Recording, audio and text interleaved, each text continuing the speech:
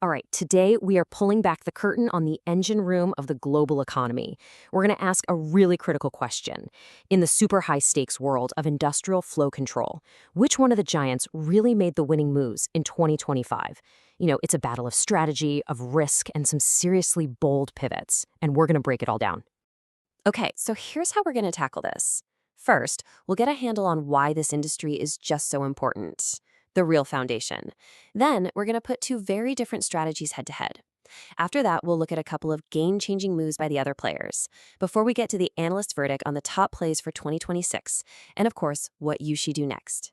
So, first things first, why are we so obsessed with this sector? Well, it's simple. Without it, pretty much all of modern industry would just grind to a halt. We're talking about the absolute nuts and bolts, the machinery that moves, controls, and manages fluids and gases.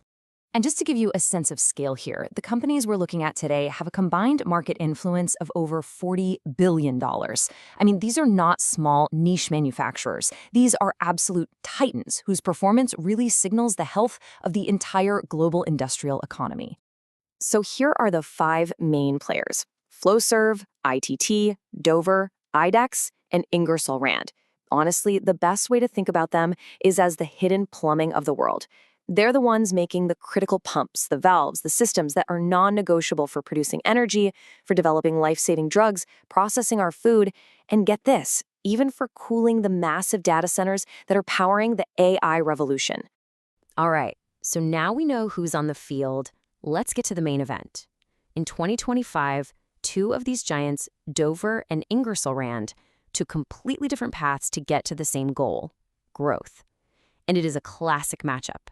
You've got steady, targeted growth versus a really aggressive, high-stakes acquisition strategy. Okay, so on one side, you've got Dover. Their strategy is just surgical. They are laser-focused on these red-hot sectors with long-term or secular growth trends. We're talking about powerful forces that are going to keep pushing forward for years, no matter what the economy is doing day to day.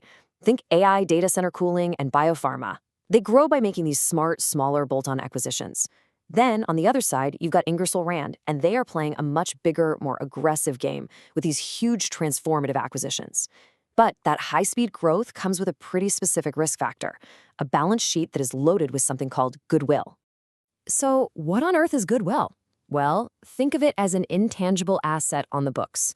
When a company buys another one for more than its physical stuff is worth, the factories, the inventory, that extra amount, that premium, is called goodwill. It represents things you can't touch, like brand reputation or customer lists. Now here's the risk. If that business you just bought doesn't perform like you thought it would, you have to write down the value of that goodwill, and that flows right through the income statement and crushes your earnings. For an investor, that means lower profits and, potentially a big drop in the stock price. And this chart, wow, it just tells the whole story, doesn't it? Look at this. A staggering 70% of Ingersoll Rand's total assets are tied up in goodwill and other intangibles. Just compare that huge bar to a more conservative company like Flowserve, sitting at just 25%. And listen, this isn't some theoretical risk. In 2025, Ingersoll Rand had to take a $230 million Goodwill Impairment charge. That's the write-down we were just talking about. It's a real-world consequence of their high-stakes strategy. Now, here's what's so fascinating. Despite these totally different strategies, if you look at their core profitability, they're practically identical. Dover's key segment hit a 30.3% margin, and Ingersoll Rand was right behind them at 30.0%. So what this tells us is that on the surface, they're both doing great. But the real question for an investor is about the quality and the sustainability of that performance. And that's where their strategic choices and the risks they're carrying become the absolute key differentiator.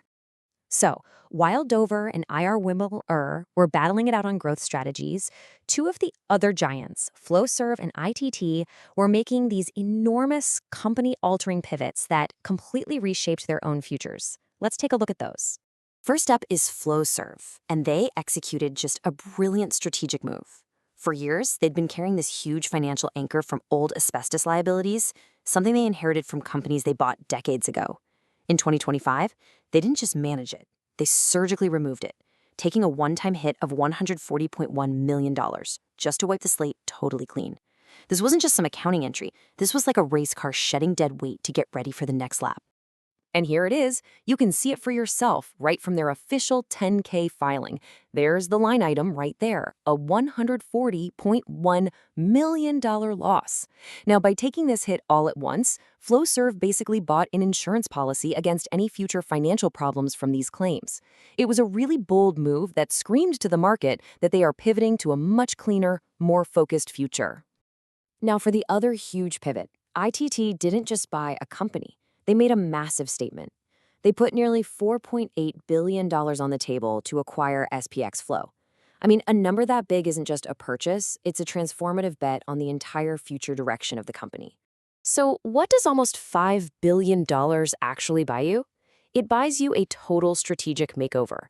This deal gives them a huge foothold in really resilient new markets like food and beverage and personal care, industries that tend to do well even when the economy gets a little rocky. It also strategically lowers their dependence on the more cyclical auto sector, which gives them more stability.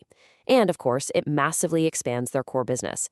This wasn't just an acquisition, it was a pivot to completely redefine what ITT is going to be for the next decade. Okay, so we've seen the clash of strategies, we've seen the game-changing pivots, so after all the dust settled in 2025, what's the verdict? Where do the experts at HDIN Research see the absolute best opportunities for the year ahead? This quote from the analyst notes just frames the conclusion perfectly. They point out that IDEX is, without a doubt, the cash machine of the group, just for its pure operational excellence. But the most interesting story, the one with the most potential looking forward, is all about transformation. And in that race, they see Flowserve on the fastest track to repairing and, more importantly, expanding its profit margins. So, there you have it. The first half of the verdict is crystal clear. For investors who are looking for a compelling value play in 2026, the top pick is Flowserve. And the data really backs this up. First, their book-to-bill ratio is over 1. All that means is new orders are coming in the door faster than they're shipping products out, a classic sign of strong demand. Second, a huge 53% of their revenue comes from their aftermarket business, spare parts and services, which provides incredibly stable, predictable income. Third, they've got that clean slate now. The old liabilities are gone, which creates a clear runway for their profit margins to grow. And finally, they are now free to focus on the big, future-facing opportunities in the energy transition. But what if you're not a value investor? What if you're looking for growth? Well, the second half of the verdict points to a different winner for a different goal. The growth engine for 2026 is Dover. And here is exactly why Dover gets the nod. They are perfectly positioned in some of the fastest-growing markets on the entire planet, especially cooling for AI data centers and those single-use technologies for biopharma. They already operate with truly elite profitability. We saw that 30.3% margin. And their smart, disciplined, bolt-on acquisition strategy lets them add to this growth without taking on that massive balance sheet risk we saw with Ingersoll Rand. They are just a textbook case of smart, profitable growth. So we have our two top plays for 2026. Flowserve for value and that margin recovery story, and Dover for disciplined growth in really high-tech sectors. But look, this is just the high-level summary of a much, much deeper analysis. If you're a professional investor or just a serious enthusiast, and you want to really dig into all the numbers, I'm talking cash flow conversion, inventory turnover, the whole 9 yards, you can download the complete 25-slide research report that this entire analysis is based on. It's available for you right now at hdinresearch.com. And that really leaves us with the big question for the future, doesn't it? We've seen the strategies, we've seen the pivots of 2025, but as these unbelievably powerful forces like AI and the global energy transition just keep getting faster, this flow control war is far from over. The real question is, which of these giants, which piece of the economy's hidden plumbing is in the best position to capture the most value, not just next year, but in the entire decade to come? Thanks for watching.